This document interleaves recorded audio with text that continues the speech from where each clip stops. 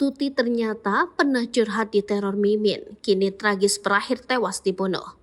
Semasa hidup, Tuti Soehartini, korban pembunuhan di Subang, ternyata pernah mengeluh mendapat teror.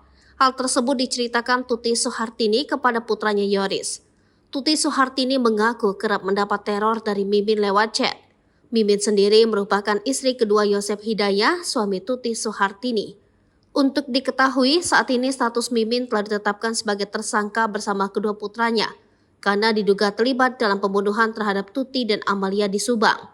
Hingga saat ini, Mimin menegaskan dirinya sama sekali tak melakukan dan tak berbuat atau ikut terlibat dalam peristiwa pembunuhan ibu dan anak di Subang atau di kampung Ciseti, Jalan Cagak tersebut. Mimin mengaku bahwa hubungannya dengan almarhum Tuti dan Amalia terjalin dengan baik.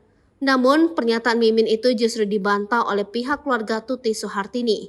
Anak kandung Tuti, Yoris, mengaku sering ditunjukkan isi chat teror dari Mimin kepada sang ibunda. Iya, Tuti diteror Mimin itu benar. Waktu dulu itu pas waktu pertama nikah, mungkin ya 2009 kalau nggak salah. Nikah sama Ibu Tiri, ungkap Yoris. Hal tersebut membuat Tuti tak merasa nyaman karena terus dihantui teror chat. Jadi Mimin itu suka neror Tuti lewat SMS dulu dengan kata-kata kasar, kata Tuti. Lihat lihat tuh dia neror ke mama. Waktu itu juga sempat kan mama juga bilang ke Wak Lilis, ungkap Yoris. Yoris pun menyebut istri muda sang ayah itu adalah sosok yang arogan. Diungkap Yoris, sifat sang ibu berbeda jauh dengan Mimin.